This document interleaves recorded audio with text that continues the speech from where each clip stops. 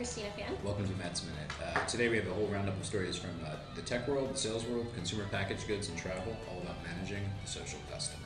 So the first thing up is from Mobile Crunch. One of our favorite TechCrunch writers, MG Sigler, is writing 5 things to know about iPhone operating system 4. So if your brand has already developed some collateral for the iPhone or is thinking about it, you're definitely going to want to read this article before continuing your development. People were wondering who were going to make the first cuts to their e-readers, and we found out today that Barnes & Noble is adding a $149 Wi-Fi only Nook and cuts Nook 3G prices down to $199. This is big news because we know that people are starting to do more Wi-Fi around.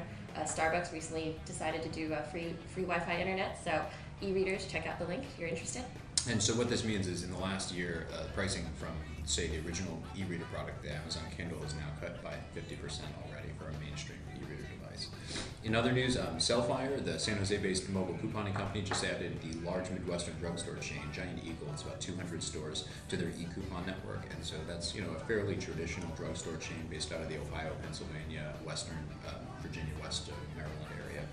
And in other news in social customer management, Brian Solis, the author of Engage, also published some interesting statistics about why men and women become fans of brands for different reasons, like advocacy or discounts, and that's on his blog. And the article is called In Social Media, Engagement Has Its Rewards.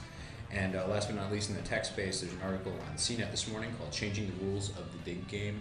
You'll definitely want to check that out if you're worried about how your brand's going to interact with social media websites like Dig or Reddit, because Dig has gone through some really pretty traumatic changes lately, and they're not doing so well. So be sure to check that out if you're looking to get your brand into social news. In sales news, we have the #1 author, Jill Conrath of Sales Book on Snap Selling. It's on Amazon.com. She's having a webinar on June 23rd, sponsored by Inside View. The title of it is Key Strategies for Becoming an Invaluable Resource. Following that, she's going to have 2 more seminars on the same day, one on the 23rd and the other one on the 24th. So if you're interested in checking that out, look at the link.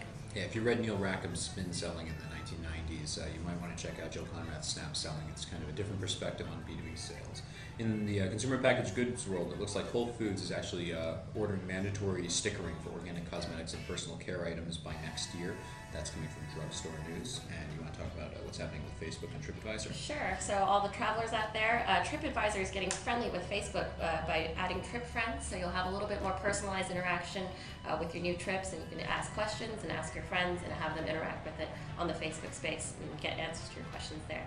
And if anyone wants to go on my Facebook today, you can tell me where to go get some golf balls in Venice or Marina Del Rey area, because that's where I'll be for the next couple of days.